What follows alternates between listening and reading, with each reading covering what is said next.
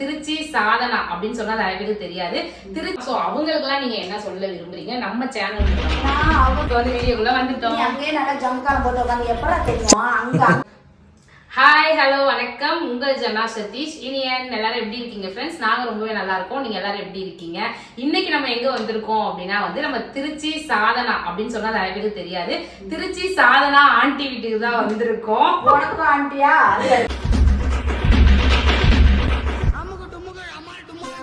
அப்படி சொன்னாதான் மக்களுக்கு வந்து தெரியும் நிறைய பேருக்கு. ஓ திருச்சி நம்ம ஆண்டி வீட்டுக்கு தான் வந்திருக்கோம். ஸோ வந்துட்டு ஆண்டிக்கு வந்து ஆண்டி மாதிரியே தெரியுது. ஆண்டி வீட்டுக்கு தான் வந்திருக்கோம். நம்ம ஆண்டி கிட்ட சில பல கொஸ்டின்ஸ் கேட்கலாம்னு வந்திருக்கோம். வீடியோ தொடர்ந்து ஸ்கிப் பண்ணாம பாருங்க. புதுசா யாராவது நம்ம சேனல்ல பாத்தீங்க அப்படின்னா சப்ஸ்கிரைப் பண்ணிக்கோங்க. பக்கத்துலயே ஒரு பெல் ஐகான் இருக்கும், அதையும் கிளிக் பண்ணிக்கோங்க. அப்பதான் நாங்க தொடர்ந்து போடுற வீடியோ உங்களுக்கு நோட்டிபிகேஷன்ல வரும். ஓகே, வீடியோக்குள்ள போலாம். ஓகே,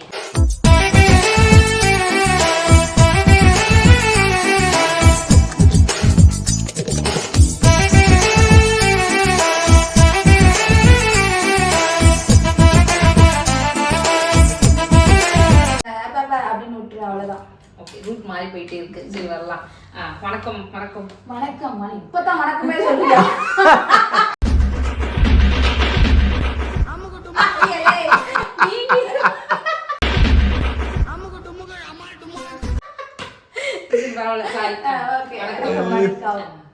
ஓகே, நாங்க நிறைய உங்க வீடியோஸ் எல்லாமே பார்த்திருக்கோம். வீடியோஸ் எல்லாமே வந்து எப்படி சொல்றதுன்னா அருவா அப்ப தேவைப்படாது. கூச்சம் இல்லாம பண்ணிட்டு இருக்கீங்க. கூச்சம் எதுக்குமே வந்து எதுவுமே ஒரு மானகட்டவன் நடிக்கிறியா? இப்ப என்னடா பிளான்ல இருக்கு நீ? நீ கேட்க போறதுன்னா கூச்சம் மானம் வெக்க எதுவுமே இல்லாம நீ வீடியோ போடுறதுக்காக அதானே? எப்படி சொல்றது அப்படின்னா எல்லாரும் பாக்குறாங்க, ஆனாலும் உங்களோட ஓபன் நடிப்புல நடிச்சிட்டு இருக்கீங்க. நடிக்காம எப்படி சொல்றது, உங்க ரியாலிட்டியான ஒரு ஃபேஸ் கட்டே வந்து மீடியா கொண்டு வந்துட்டு இருக்கீங்க. இதெல்லாம் எப்படி அப்படிங்கறது மட்டும் சொல்லுங்க. இதெல்லாம் எப்படின்னா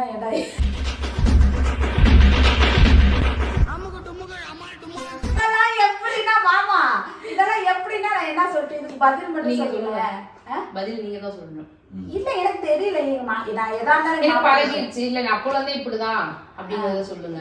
நான் அப்படி நீ சொல்றதுதான் நான் சொல்ல மாட்டேன். சரி, நீங்களா எனக்கு இருக்கும்ல அதை சொல்லுங்க. ஓப்பனா நீ வந்து பேசுற, ரியாலிட்டியா இருக்காது, எப்பவுமே யதார்த்தமா பேசுற, டப்பு டப்புன்னு பேசுறேன்னு சொல்ற. அது என்னுடைய கேரக்டர். அதுதான் உங்களோட கேரக்டர். சரி, இன்னொரு கொஸ்டின் என்ன கேட்கணும்னு நினைச்சேன்னா வந்துட்டு இப்போ அவங்க இது சொல்லுவாங்க, இவங்க அதை சொல்லுவாங்க, அதெல்லாம் வந்து நீங்க யோசிச்சதே இல்லையா? இல்ல ஃபீல் பண்ணிருக்கீங்களா? அப்படி எல்லாம் அதெல்லாம் யோசிக்க ஒண்ணு மாதிரிதான். ஏதாவது ஒண்ணு பண்ணா அண்ணன் திட்டுவான், மாமா திட்டுவான் அப்படின்னு யோசிக்கிறாங்களே, அது மாதிரிதான் நானும் யோசிச்சிருக்கேன். நான் நிறைய யோசிச்சிருக்கேன். இவங்கள பார்த்தோம்னா நம்ம முன்னேறவே முடியாதுன்னு நான் என்னுடைய லட்சியத்துல நான் தொடர்ந்து என்னுடைய வேலைகளை நான் பார்த்துக்கிட்டே இருந்தேன். 1 year 2 year அப்படியே நான் வளர்ந்துக்கிட்டே தான் இருந்தேன். நான் கீழே போகவே இல்லை. நான் என்னோட பேரையும் என்னுடைய பேர் உயர்ந்துக்கிட்டே தான் வந்துச்சு. என் பேர் வந்து 4 பேர் சொன்னாங்க, 40 பேர் சொன்னாங்க, 40 லட்சம் பேர் சொல்ற அளவுக்கு நான் வந்து இந்த அளவுக்கு நான் ரிஸ்க் எடுத்திருக்கேன். சரி, அடுத்தது வந்து இந்த ரிஸ்க் எல்லாமே என்னது? இது யூடியூபு, இன்ஸ்டாகிராமு, எஃபி இதோட போயிடுமா? இல்ல சினிமாலையும் நடிக்கணும் அப்படின்ற ஒரு ஆசை இருக்கான்னு கேக்குறேன். இதுல வந்தது நான் சினிமாவில் நடிக்கிறது தான்மா. ட்ரை பண்ணிட்டு இருக்கேன். ஸோ சம்டைம் வந்து நான் வந்து சென்னையில இருக்க மாதிரிலாம் இருக்கு. எனக்கு 2 பெண் குழந்தைங்கனால என்னால வந்து இருக்க முடியாத சுச்சுவேஷன்ல இருக்கனால நான் இதுக்கப்புறம் நான் ஃப்ரீ பண்ணிட்டு கண்டிப்பா நான் வந்து சினிமாவில் ட்ரை பண்ணிட்டு தான் இருக்கேன். நடிச்சிட்டு இருக்கேன். நான் நடிச்சிட்டேன் 15-16 படம் நான் நடிச்சிட்டேன்.